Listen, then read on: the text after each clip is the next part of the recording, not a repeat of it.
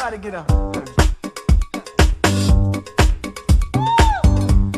10 de la mañana con 34 minutos. Esto es Tu Negocio, Radio Tu Marca Capital. en Capital, donde tu economía, tu emprendimiento importa. Yo he conocido muchas bonitas historias de personas que quizás en algún momento han pasado por una situación bastante complicada. Se han quedado sin empleo, le fue mal en algún negocio que establecieron, puede ser una tienda, no sé, tuvieron su zapatería, su restaurante, y por circunstancias de la vida le fue mal, ¿no? Cerraron el negocio. Pero han buscado la posibilidad y la oportunidad desde su propia casa, de repente, ¿no? Sentados en su mueble. ¿Qué hago ahora? ¿Qué puedo hacer? Historias como una señora, no recuerdo bien el nombre, que le pasó esto precisamente como muchos peruanos seguro, fue despedida y vio de alguna manera cómo salir adelante. Tenía talento para la repostería, ¿no? Y empezó a hacer queques y tortas. Queques y tortas, tenía el talento para preparar deliciosos queques, ahora que los hay temáticos y todo ello, y hoy tiene pues una cadena, no así de sencillo, una cadena de pastelerías. Así empezó, en una situación complicada, pero aprovechó su talento y hizo, digamos, desde casa, ya surgió esta gran idea de empresa, esta gran idea de negocio. De eso vamos a hablar. Trabajar en casa es posible, salir adelante es posible, ser un emprendedor, ¿no? Teniendo muchas alternativas. ¿Qué herramientas puedo tener? Vamos a hablar con Katia Zapata, quien es docente del programa vivencial de recursos humanos de la Universidad de Piura. ¿Cómo estás, Katia? Gracias por estar aquí en Capital. Muy bien, gracias por la invitación. A ver, así como el de esa señora hay muchas seguramente. ¿Qué tan complicado, qué sugerirías tú? Empezar una idea de negocio, plasmarla y concretarla y realizarla desde casa. ¿Es posible o no?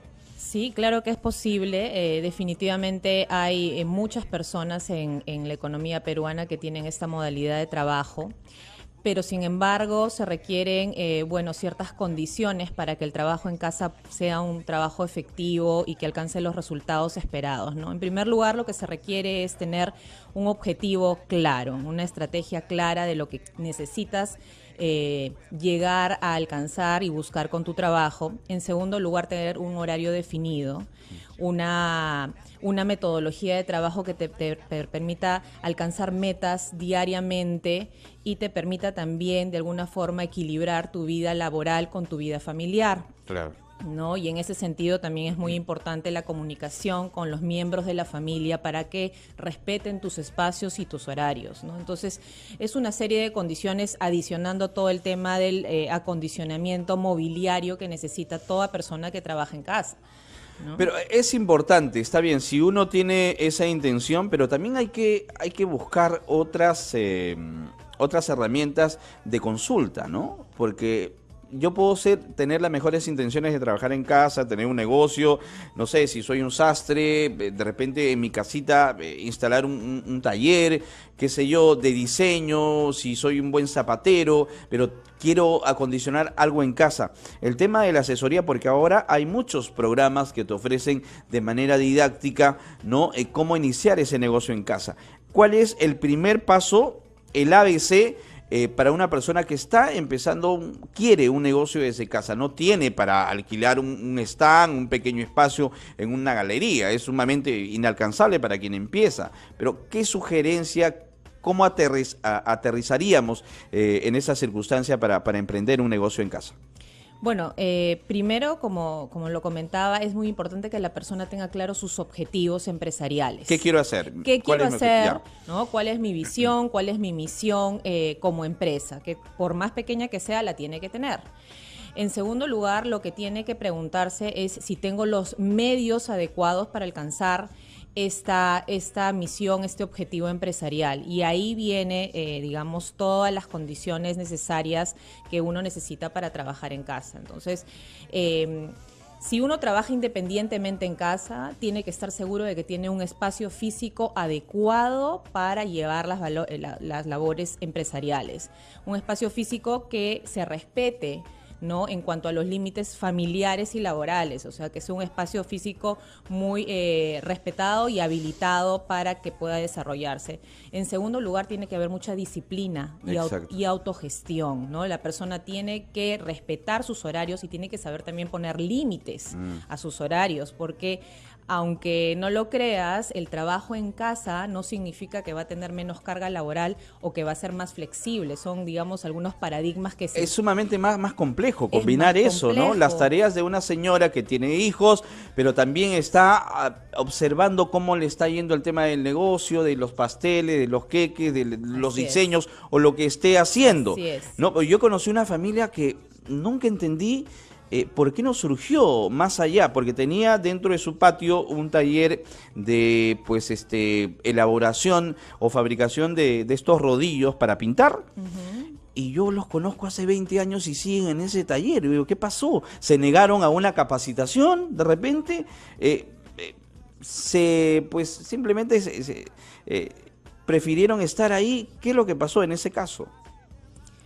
Mira, cuando la vida familiar se confunde con la vida de negocio y de pronto no se establecen límites, no se pueden hacer las dos cosas bien a la vez, ¿no? Claro. Entonces, ahora que tú lo consultas, de hecho España, por ejemplo, tiene un manual que se llama el Libro Blanco del Teletrabajo, Ya. ¿no? Es un documento complejo, digamos, porque es amplio. ¿A qué le llaman teletrabajo? En España lo llaman acá le llaman home office, trabajo Ya. en casa, pero este libro, este documento establece... O home working, ¿no? También home working, sí. De hecho, este libro te da las pautas, ¿no? Uno a uno, de cuál es la secuencia que uno debe seguir y condiciones que uno debe tener para tener un trabajo en casa adecuado. Entonces, yo creo que lo principal son los límites que uno tiene que establecer, la disciplina y la autogestión, como te comentaba, ¿no? Claro, porque uno es, a ver, si trabaja en casa, tienes que tener en cuenta que uno es el gerente general, el presidente del directorio, el jefe de recursos humanos, o sea, y mínimo hay que tener una intención de preparación mínima, ¿no? O sea, de saber cuáles son las pautas, ¿no? Qué límites y qué disciplina debo realizar dentro del hogar para al menos tener algunos réditos más adelante, ¿no? Sí, es correcto. Bueno, y esa es una parte, digamos, una arista del teletrabajo. La otra arista es ya cuando las empresas medianas o grandes envían a las personas a casa a trabajar. ¿No? Y ahí pues existe otro reto, un reto de parte de la empresa por tener una cultura que facilite este tipo de trabajo, ¿no? Una cultura primero con una gestión de desempeño objetiva, clara, medible, ¿no? Y con una cultura de delegación responsable también, de confianza en el trabajador. Lamentablemente hoy por hoy la mayoría de las empresas y la cultura, digamos, laboral es muy controladora. Exacto. Muy directiva, y eso no facilita el teletrabajo, ¿no? Exacto.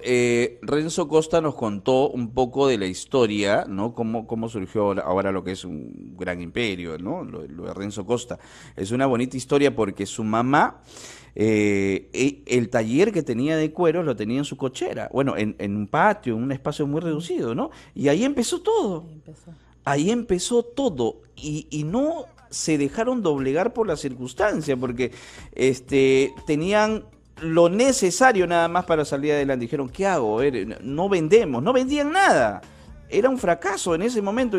Pero, a ver, buscaron una opción de un préstamo. Yo me acuerdo, ¿no? Un préstamo por aquí y con esto podemos comprar un poquito más de cueros o qué sé yo, si no nos salen las correas, no sé, vendamos billeteras o zapatos o buscar una y otra opción, ¿no? Ese es un ejemplo clarísimo, ¿no? De que sí es posible cuando uno tiene la voluntad de ir más allá de un simple tallercito en un patio, en una casa. Sí, es correcto.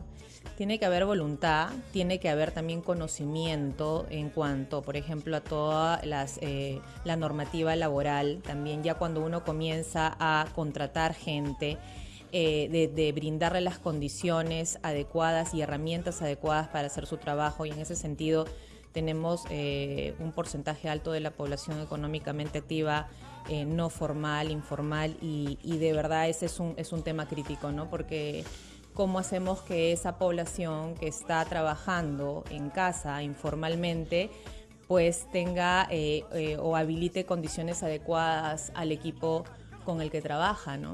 Exacto. Bueno, vamos a ir a una pausa, y vamos a volver. Quienes quieran comunicarse con nosotros, vamos a darle unos minutitos para que puedan preguntarle a Katia Zapata, quien es experta en recursos humanos, docente de la Universidad de Piura. Si usted está pensando en este momento, no sabe qué hacer en casa, ¿qué hago? Me quedé sin chamba, quiero involucrar a la familia también, quiero que me comentes más adelante. ¿Es bueno o no involucrar a toda la familia? Ya, quiero que mi hijo también ya participa, ¿no? Delegar, ¿es importante eso? ¿En qué proporción es bueno? ¿En qué otras no? 10:45, pausa y volvemos.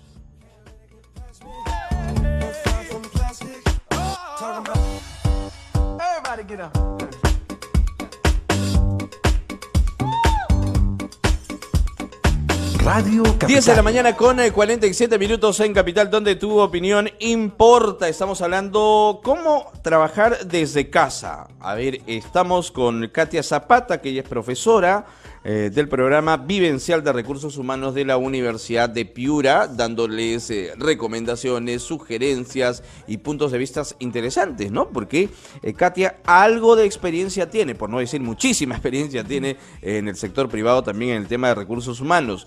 Y te preguntaba, Katia, por el tema de involucrar a la familia. ¿Es bueno, hasta qué punto es bueno involucrar a la familia en un negocio de casa? ¿En qué sentido? Bueno, en algún momento me dijeron que una persona no hace las cosas por 3 razones, o porque no sabe, o porque no puede, o porque no quiere. Si volteamos esto en el lado positivo, yo diría que mientras la persona pueda, sepa y quiera, sí se debe involucrar a la familia en ese sentido, pero el problema va cuando se fuerzan las cosas, ¿no? Ya. Cuando de pronto tú eres el hijo mayor y tienes que hacerlo porque eres mi legado y tienes la función, pues, de continuar con el negocio, y de repente el hijo mayor no tiene eso como proyecto de vida. Eso por un lado. Y en segundo lugar, digamos, hablaríamos de las competencias o las habilidades que tiene cada uno, porque en la familia, y así como en la empresa, cada persona tiene una personalidad, actitudes y habilidades fuertes y otras oportunidades. Entonces esas cosas se tienen que evaluar antes de asignar funciones y responsabilidades de negocio. Exacto. Quien debe tener el tino adecuado es pues el jefe de familia, quien va a aprender el negocio familiar. Si no, no existieran historias tan extraordinarias de emprendimiento en el Perú, pues como la familia Lingley, ¿no? Como Sí. los Romero, ¿no? Sí, correcto. Los Brescia, ¿no? Que de alguna manera son un negocio familiar, ¿no? Y Así de ahí el saber delegar, ser determinantes en tomar buenas decisiones. Y también, obviamente, yo escuchaba en algunas entrevistas que daba Dionisio Romero, ¿no? No, mi hijo se ganó el puesto, no porque sea mi hijo, yo le he dejado, ¿no? Él no me sucede por esto. Es que él se ha ido a preparar a España, Londres, tiene, imagínense, la absoluta preparación y los títulos que se los ha ganado, no porque sea el hijo de Dionisio Romero, sino porque se los ha ganado. Y eso sucede también en los negocios familiares. ¿Qué errores no deben cometer quienes pretendan realizar un negocio en casa? ¿Qué no hacer? ¿Qué no hacer? Vivir en un ambiente no planificado, en primer lugar, ¿no? O sea, yo creo que la planificación empresarial es sumamente importante, y en ese sentido, por más pequeña que sea la empresa, tiene que tener una visibilidad de cuáles son sus metas y cuáles son sus principales indicadores para medir esas metas. Entonces, si yo quiero hacer zapatos, bueno, tengo que ver realmente cuál va a ser mi meta de ventas de zapatos, cuántos voy a vender por semana, por mes, cómo voy a medir aparte de repente el costo de ventas de esos zapatos. Entonces tengo que tener indicadores para medir mi desempeño. Si yo no tengo visibilidad de mis metas, no establezco indicadores objetivos claros que me permitan ver si voy por el camino correcto o no, las cosas no van a partir de un eslabón, digamos, adecuado, ¿no? Y luego, de hecho, están todas las funciones de alguna forma de y a gestión humana en el equipo, ¿no? Por más familiar que sea, es un equipo de negocio. Exacto. ¿No? Un equipo que necesita automotivarse, un equipo que necesita reconocer al negocio como parte suya. Entonces, sí, la gestión humana no solo es para empresas, digamos, privadas, grandes. O bien estructuradas, ¿no? O bien El tema de saber estructuradas, delegar así es. también, ¿no? Yo si fuera jefe de familia y tengo mis hijos adolescentes o sin desligarlo de su responsabilidad de estudiantes, ¿no? Ya, fin de semana te vas a encargar de las redes sociales, ¿ya? Vamos a vender tanta cantidad de zapatos, marketing, por favor, tú, ¿no? Encárgate de las fotos, ¿no?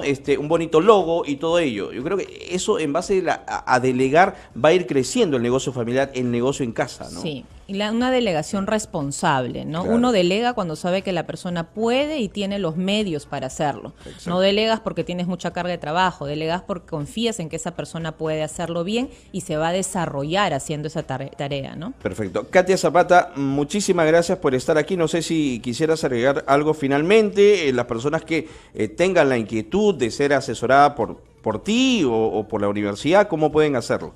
Bueno, gracias por la oportunidad de conversar acá contigo. De hecho, quería comentarles que estamos iniciando un programa vivencial de recursos humanos. Inicia el 2 de octubre en la Universidad de Piura. Es un programa innovador con una metodología nueva, muy aplicada a la práctica empresarial.